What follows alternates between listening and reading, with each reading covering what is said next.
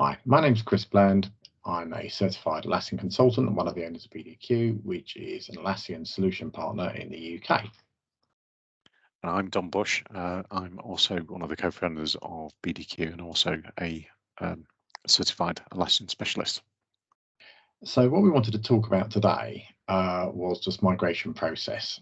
This is a question, we get a bunch of questions from customers, a lot of which are similar. So we thought we'd just talk about some of the sort of high level problems that you sometimes see and some of the approaches we use to get around them.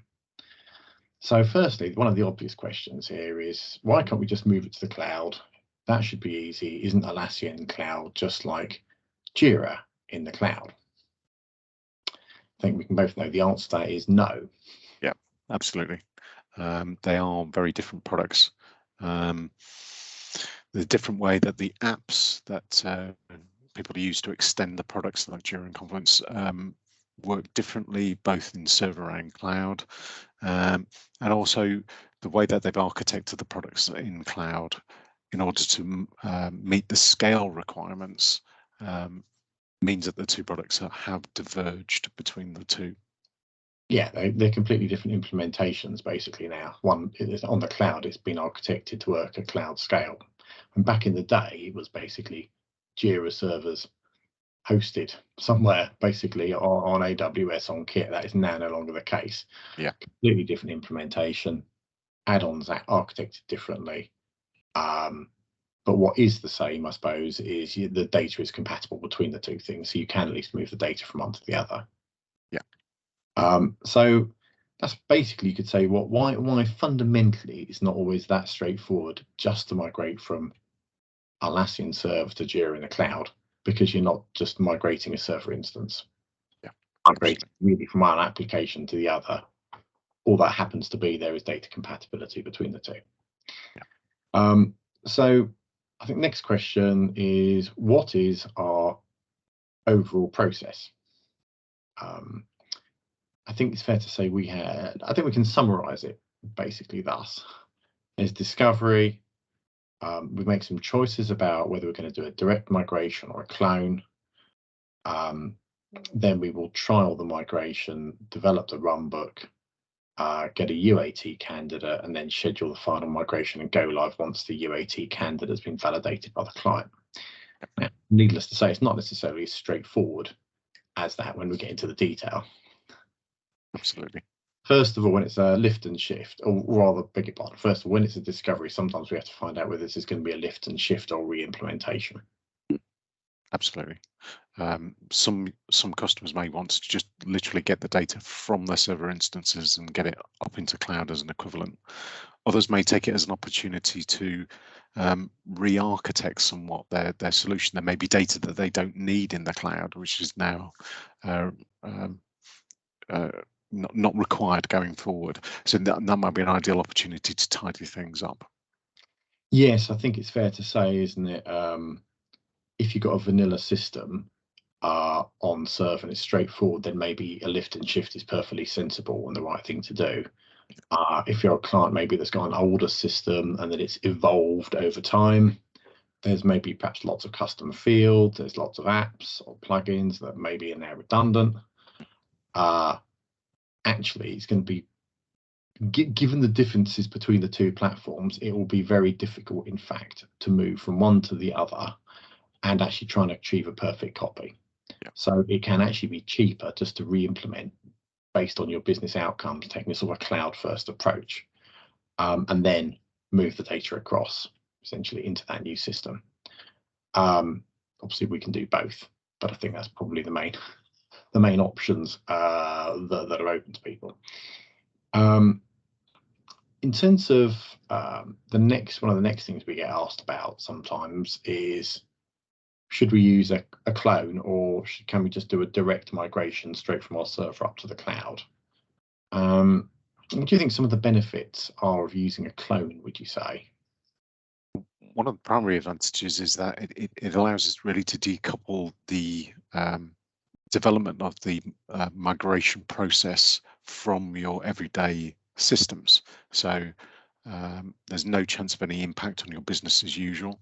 We can take a copy or a clone of the source and work from that clone, work from that copy to develop the migration runbook. So it does have a number of advantages there that we don't sort of trample, if you see what I mean. Yeah. It's just, I suppose actually if we use a cloud, so we clone on AWS, don't we? We put it where we have a dedicated AWS server wherever the client wants it to go, whatever region they want to go, usually for data protection reasons.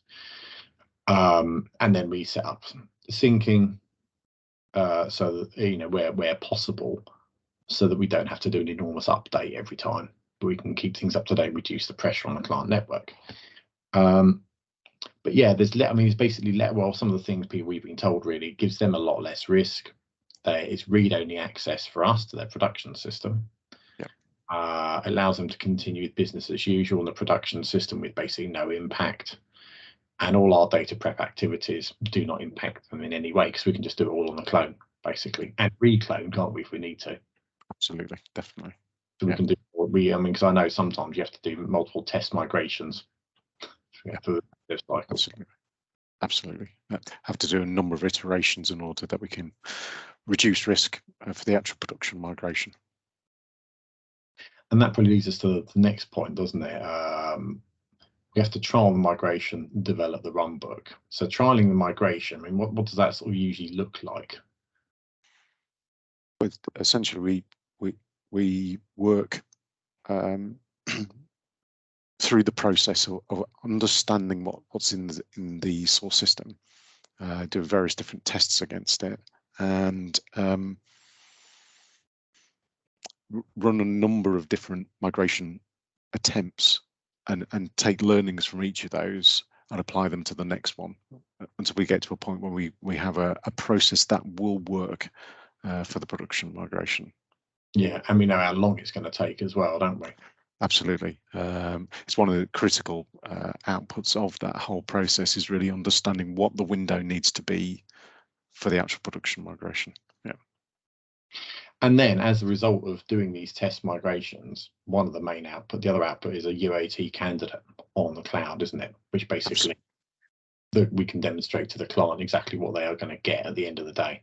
Yeah, I mean, it's critical really that the UAT candidates are reviewed by the customer's users to understand how well it's going to match their expectations when we actually do the live production. And we can feed those any issues identified during that process back into the runbook to make sure that we resolve those for the next iteration and the next one, and then the eventual production migration. Yeah, it's all about, isn't it, trying to get the highest quality UAT candidate while minimising the amount of time the client has to spend on it, basically. Absolutely, definitely. Although that is something we can help with, UAT.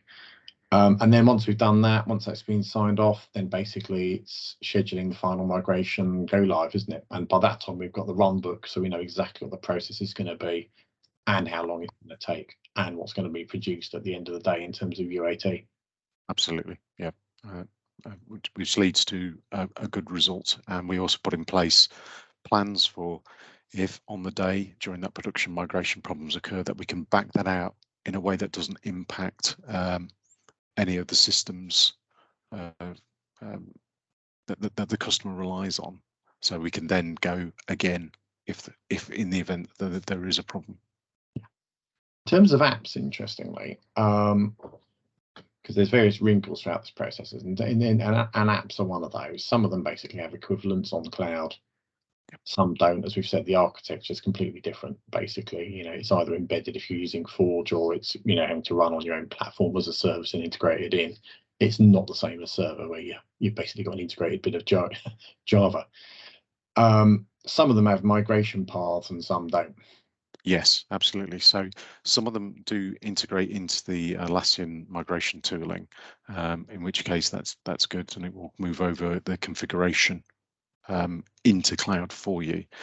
Some apps, it may be that you have to reconfigure them manually, and it may be that some apps don't have a cloud equivalent, in which case what we would do is provide a a process for how we could look at re-implementing some of the functionality with our different apps, or potentially using automation in the cloud to replicate some of that. So there's a number of different ways that we can get equivalent functionality for the customer based on what they use currently in server in the cloud. That leads us into an interesting point, actually, regarding automations. So automation apps work differently, don't they, in server versus cloud? There are some, like there's things like Script Runner, Jira utils, and so forth. You know, very well established, very powerful, might hook into post functions, workflows, and that sort of thing. However, those will not necessarily migrate over, because those automation apps do not necessarily have the same capability on the cloud. Yeah, I mean, it may be impossible to do that because of the difference in architecture. That being said, cloud has actually got more extensive automation capabilities natively out of the box, and all the time. So I think you've actually found, haven't you, that sometimes it's best just to like look at the business requirements of what's there now in server, and then just identify how to redo those in the cloud using its native features. Yeah, absolutely. It's just much more of a cloud sort of native approach. Let's look at what the requirements are and implement them in the best way in cloud. And I think on one or two cases where you can't easily do with an automation, we've just done a simple forge app for the client, basically simple private forge app, that is, which just matches their business requirements. Then obviously just basically do anything. Yeah, I mean, it's a very powerful approach for how you can write apps for the cloud platform. So basically, I think we were also going to say actually how we deal with scale typically. Again, our usual approach with that is the clone and sync approach, isn't it? Now, the syncing well, there's two things. The clone allows us to basically not interfere with obviously what is a large business critical application. Yeah. And syncing basically reduces the pressure on the client's network. If there's a large amount of data that's got to be uploaded, we can just keep dripping it over into the clone, can't we? Rather than having to big bang refreshes, which makes it easier when you want trying to do an upload to do a migration test. Yeah. Another nice thing, it takes advantage of the AWS upload speeds, doesn't it, from the clone server to the Atlassian infrastructure. Yeah, absolutely. Yeah, definitely. Yeah, we have found that. Yeah, it's much tends to be so. Matt actually can the final upload a lot quicker during the go live process. Yes, other things we get asked: JCMA, CCMA, and XML. What are these things, other than different ways of getting the data up? So the original approach for migrating to cloud was to use the XML and XML import. So the XML export from server is really sort of a backup mechanism, which allows you to take the contents of the repository and write it out to a structured format. So you may want to recover later, if recover from a backup. So Atlassian leveraged that for the initial approach, and that mechanism still exists, but they have limited it recently to instances of over 1,000 users. So and the reason for that is because they brought out other bits of functionality, other approaches called the Jira Cloud Migration Assistant and the Confluence Cloud Migration Assistant. So these are apps that get installed in the source servers, the source applications, and they run a migration from that into your new instance. So they are very good pieces of tooling. They do work quite well for the aspects of the instance that they support, and it does provide a reasonable amount of documentation at the back of the process in the form of logs, which allow you to see what has happened and any issues that have cropped up. However, it doesn't. That both products don't do absolutely everything. So one of the things that we have to sort of help our customers with is understanding what the impact of those things are. Yeah, I mean, we know the XML import export was not without its problems. No, it was to a certain extent very much a black box. It would run for a while, and sometimes the restores would not work successfully. Now, Atlassian support was very good, and they did provide a great deal of support around that. However, it was obviously that an issue when they wanted to scale that up to get more customers onto cloud. So I think that's why they introduced this JCMA and CCMA tooling to help with that process. Yeah, and it does make life easier. I mean, if it's still, I mean, you can still get XML if you've got over 1,000 users. Yeah. Now the JCMA though, which is a bit of an issue, doesn't migrate boards and dashboards by default, and it may be an issue if you've got a lot of them. Basically, you've got an older instance where we've seen like hundreds or thousands of dashboards and filters. Absolutely. There are some what they call dark features for functionality that does do some of this. Obviously, I think it's like a pre-release version of functionality that will eventually come into the main product, and we have used those quite successfully on a number of projects. But there are potentially issues that we have to look at as part of the migration process to make sure that you get what you want in the actual target cloud instance. Yeah, exactly. And on that note, it should be said that Atlassian are really good. Their support during this process, actually, in terms of helping at the other end. So if you do this stuff yourselves, Atlassian will help you. Don't worry about that. Yeah, in terms of filters, boards and dashboards, and how to see what's migrated, how to see what hasn't migrated, because that is obviously a key issue. We're going to cover that a little bit more in another video, where we're just going to go into a little bit more detail about some of the problems that we can see. So I think that's some of the main questions we've covered. Just to sort of wrap up, the overall process tends to be discovery, make a choice of whether you want to do a clone or direct. For most people, it's a clone. And then it's a trial migration, developing the runbook, developing the UAT candidate as part of that process, going through UAT, and then scheduling final migration and go live. As you've heard, there's quite a bit more to it than that in all the steps, but that's fundamentally the way to go. Anyway, we'll catch you soon on some other videos. Many thanks for your time. Thank you.